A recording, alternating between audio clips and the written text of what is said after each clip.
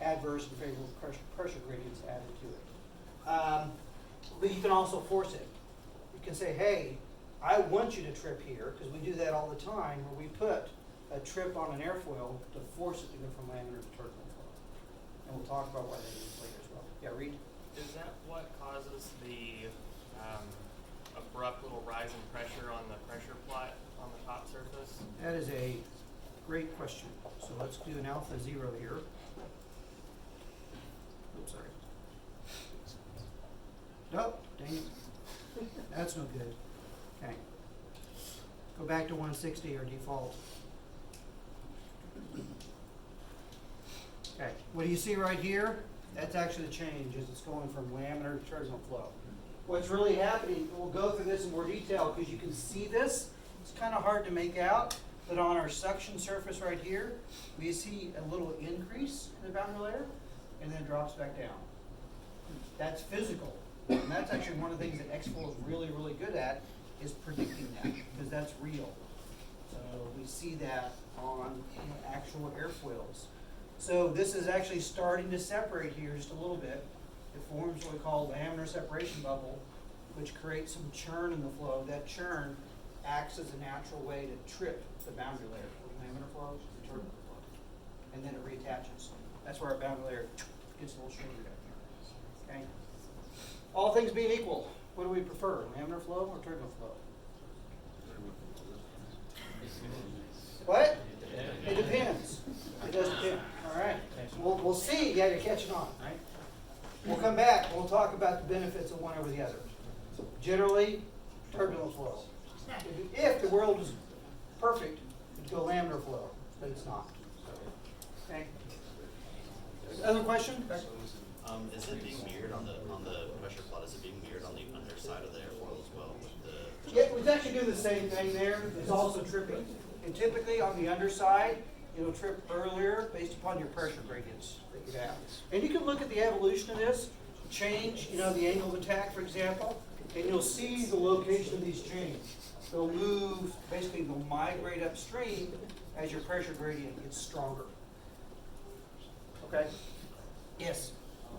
Are there any other options you can tweak besides the number of iterations if your results are converging? If it's not converging, yeah, there are other parameters. Usually if it's still not converging, I would just give up hope on that, right? Is there a particular one it's not converging on? I was having trouble with LNB when Yeah, that's actually a tricky one. And actually this is this airflow right here, right?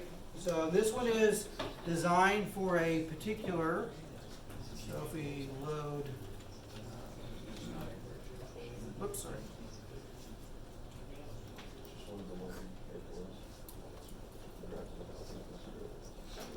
And we'll come back and talk about this airfoil in particular. So there's your convergence that failed. Sorry.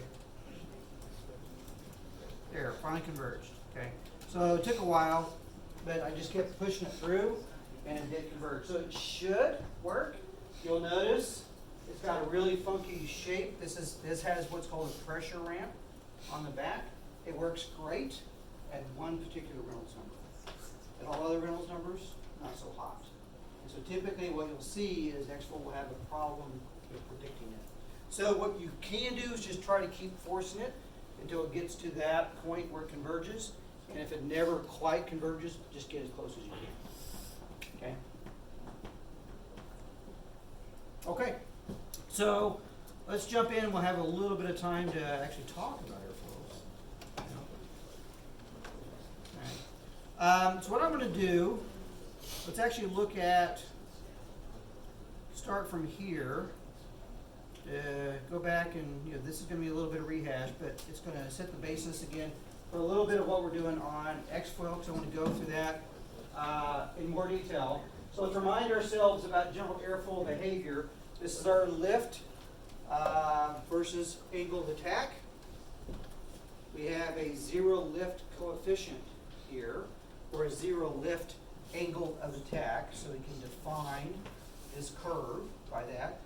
Generally, our life is made pretty easy by the fact that this is linear up to the point where it stalls. So we have a nonlinear stall region up here. Xfoil does do a pretty good job of predicting where this actually occurs at. After that, all bets are off, right? Because we've gone from what is generally 2D flow to completely three-dimensional flow. We have to remind ourselves that Xfoil is only a two-dimensional code. So it does pretty good between these regimes right here. Then we have our drag. Now our drag tends to vary, so it will have some variation in here, both in terms of the physical drag and the dimensionless drag coefficient. Again, after this stall angle of attack, it shoots up really, really high.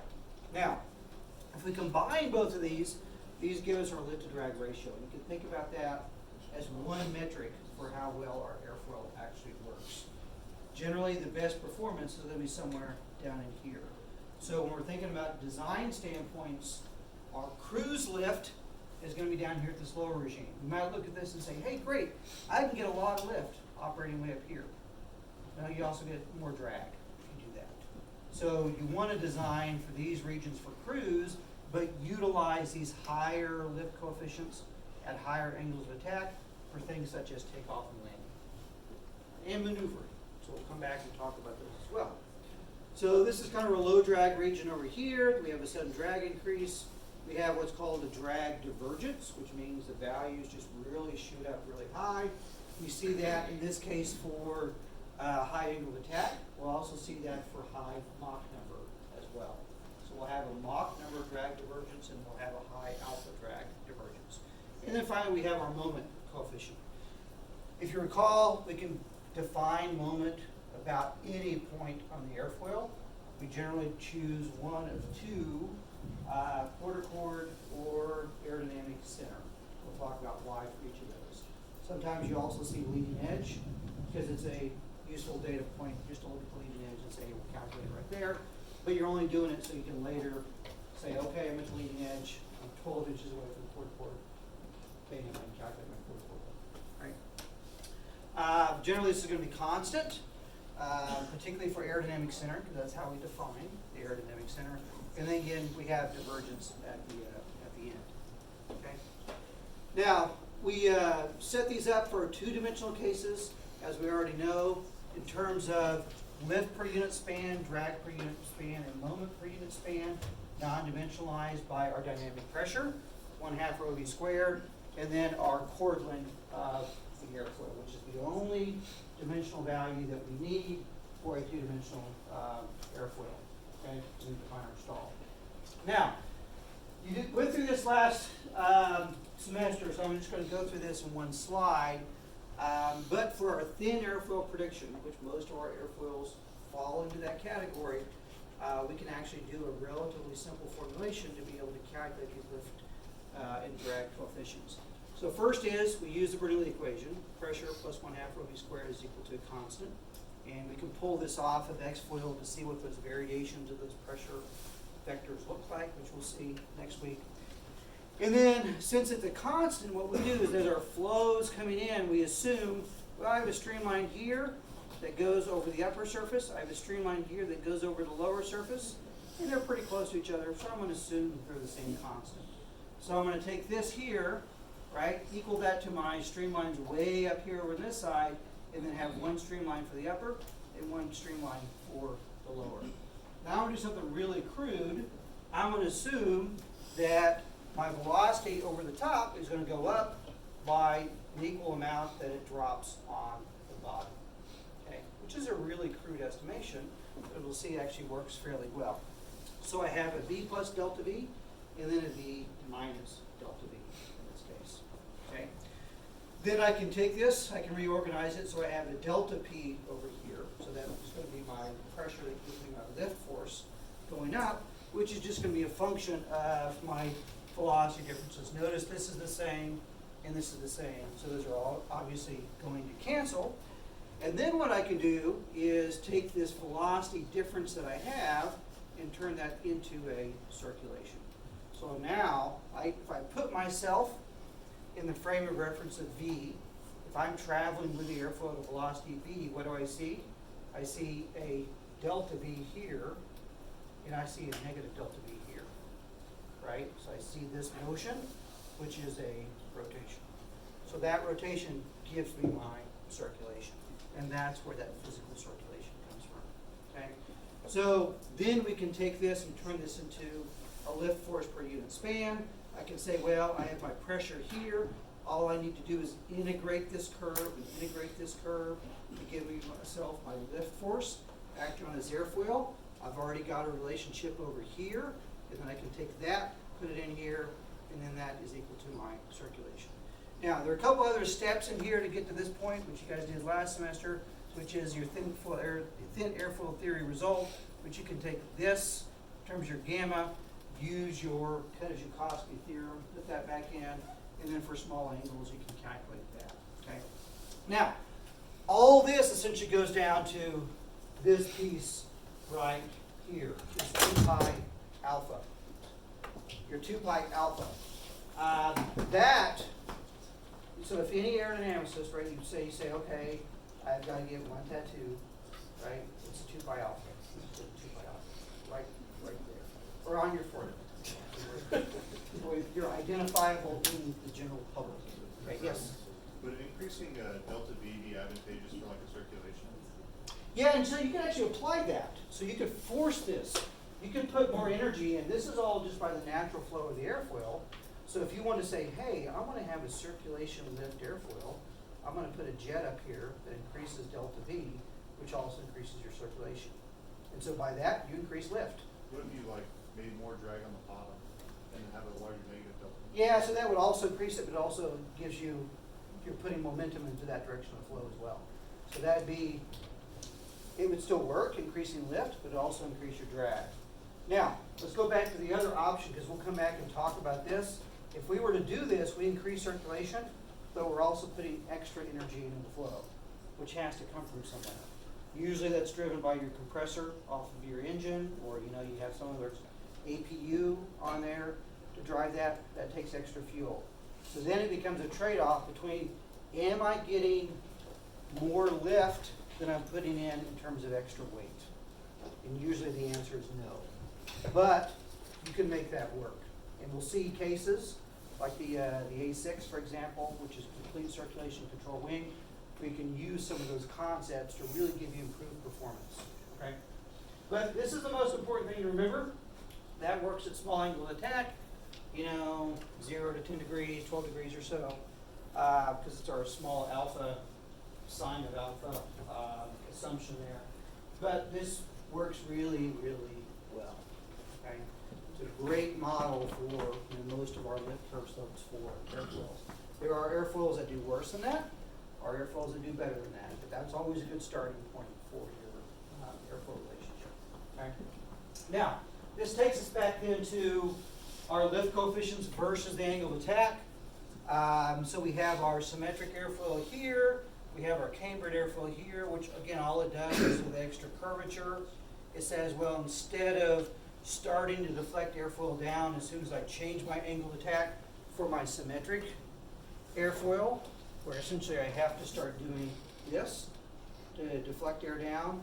With your cambered airfoil, it already has that curvature built in. So it's essentially doing this right off the bat at your angle of attack of CL alpha for CL is equal to 0. Okay?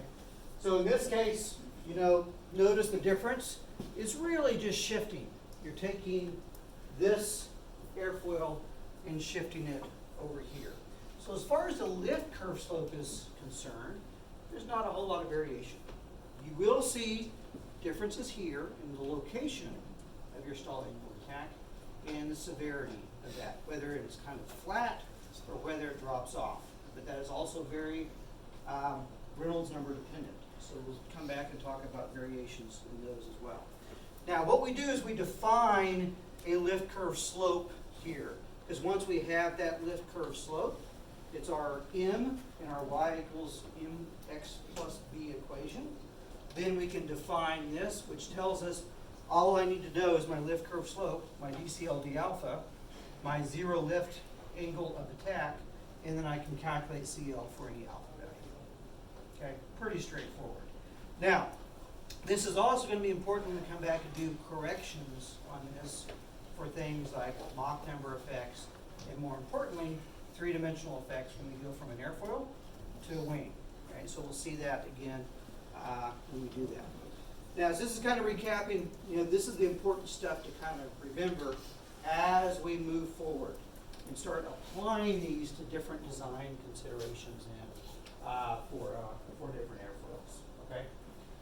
So you've already seen these examples here, where you're taking your NACA 4412, angle of attack at 6, you go to your chart, you stick it in, you figure out what your CL is going to be at that angle of attack, you pick out some other arbitrary value, take the difference between those two angles, that gives you your lift curve slope. Now, note whenever we do calculations on this, we need to put this, either put a correction factor in here, or put this in terms of radians, right? So when you're doing this on the exam, for example, we'll calculate this, and then you'll have to convert it to radians before you do any corrections on it, so keep that in mind.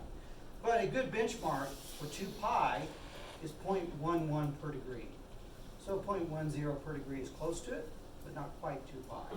So it is, 10% off of that value, right?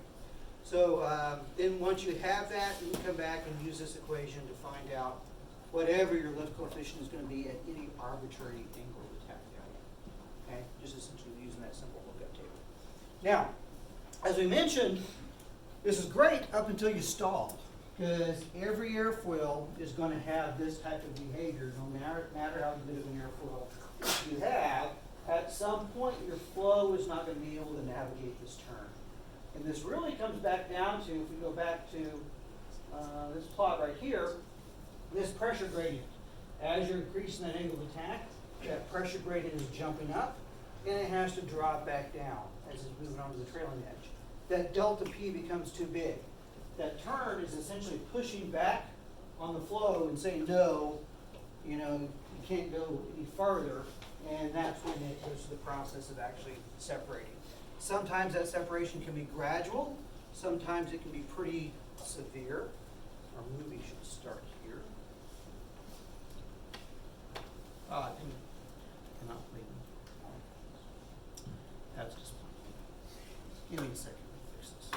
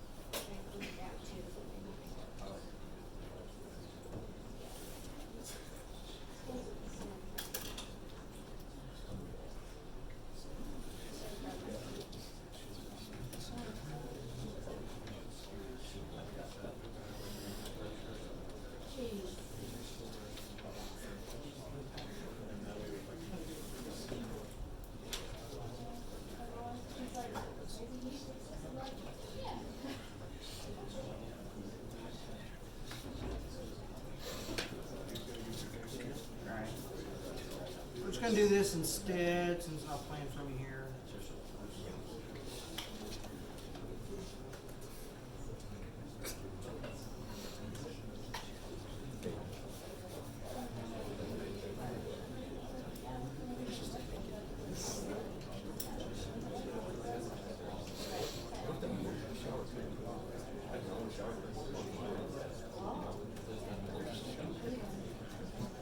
All right, So here's our airfoil. So we have flow moving over it. You can actually see that your airflow is turbulent up here on the top because it streamlines. As you slowly increase the angle of attack, it stays attached, starts to gradually, in this case, separate from the trailing edge, and that separation moves upstream. You can see how 3D the flow has become in this case because it's mixing all the smoke lines up. And then until your flow is grossly separated, those really high angles of attack. So you can see this at the very low boundary layer levels. You notice in this case you're transitioning from laminar flow to turbulent flow. That's what the natural physical process looks like when you go from this nice straight streamline into this chaotic turbulent streamline, this process. And you can see how it starts to affect the flow as it moves out as well. Okay, so we'll come back and look at options to control that in the future. That's going to be one of our, from the applied standpoint of, what can we do to actually fix that as we move forward. So here's an example between 15 degrees and 20 degrees. Notice the big difference. So this is the NACA 0012. In this case, what you'll see the difference, here's a 0012. The difference between a 0012 and a 0015 is actually pretty stark between the two, even though it's only a 3% difference in the thickness. How one stalls, where 0012 tends to stall from leading edge first, the 0015 tends to stall the opposite direction. Now, let's go through this. We'll be able to finish up kind of our center of pressure discussion today and then move on from there. So how do we go through the process, again, of calculating the actual lift forces? We need to know what that pressure distribution is acting on the airfoil. And everything is going to be about calculating lots of details and then kind of consolidating that down to one value, right? Ultimately, we need to know what the lift on our aircraft is. Then I need to break that down in terms of lift forces acting on all the different components of the aircraft, and then the lift acting on the 3D wing, and the lift acting on the 2D airfoil, and the distributed lift over that airfoil. So as part of that process, we need to calculate what's called the center of pressure, which is finding that moment or that centroid when we add up all those integrated pressure values across this distributed airfoil wing. This is going to tell us where our resultant lift force is acting at. That's usually close to the quarter chord, but not always. Now the problem is that varies with angle of attack. So that center pressure actually moves back and forth as our airfoil is doing this. So that vector will tend to be doing something like that as it moves back and forth. So that makes it difficult for us to use this value. Now, that's not true on this airfoil, this 0012, because it's symmetric. Things change equally on the top and the bottom because of the way that it's shaped. But that center pressure does vary on cambered airfoils. So as you go to higher angles of attack, you're speeding that air up more quickly. You end up with a really sharp peak up here in terms of accelerating your flow and your pressure gradient, and that moves your CP forward. Okay? So this makes it really difficult to use for practical purposes, and so we want to make it simpler for us. It's all about making our job easier at the end of the day. So we define something called the aerodynamic center. So we put a little extra work in to define the aerodynamic center, but the whole point of the